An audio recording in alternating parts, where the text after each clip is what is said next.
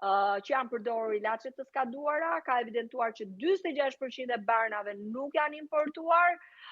Sot që flasim ka rreth 8 muaj që brakiterapia, pajisja për kancerin ginekologjik, për gratë dhe vajzat, është jashtë funksionit dhe nuk përdoret.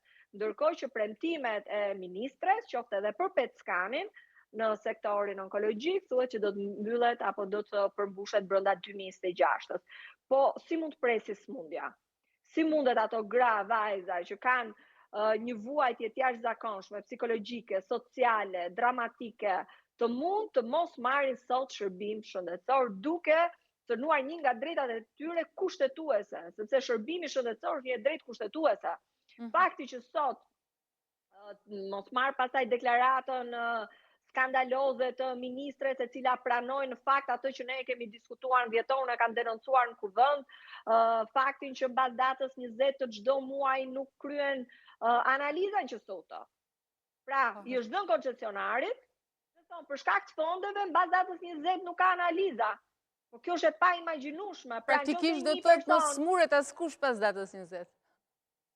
Ndaluar. Sipas kësaj qeverie, nëse smuresh me datë 22, 26, 31, e ke absolutisht të pamundur për të bërë analiza. Ndërkohë, unë jam juriste, po gjithë mjekët e dinë shumë mirë dhe gjithë ekspertët e dinë shumë mirë që smundja nuk pret dhe smundja mund të dojë analiza të vazhdueshme gjatë ditës. Ndërkohë që në spitale rajonale, në informacionet tona, është dhe 15 ditë, pra mbas datës 15 nuk kryen fare analiza. Dhe pse ndodh kjo? Duhet kuptojmë për qytetarët, ky shërbim i është dhënë privatit. Pra praktikisht shteti ka hequr dorë nga ky shërbim, ndërkohë që më përpara nuk kishte vonesa të tilla. Kryej gjatë gjithë kohës analiza dhe nuk ka pasur probleme.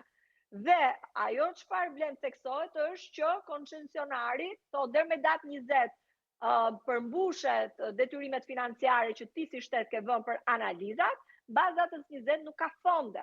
Dhe po flasim për një qeveri që vetëm për kopshin Eden, për qefin e kryeministrit ka harxuar 4.2 milion euro, që për rrugët e Florinta që ngelën rrugëve në fakt ka harxuar mbi 4 miliardë euro, që për inceneratorin që nuk ekziston ka harxuar mbi 400 milion euro, mos flasim për verën e kryeministrit 33.000 euro.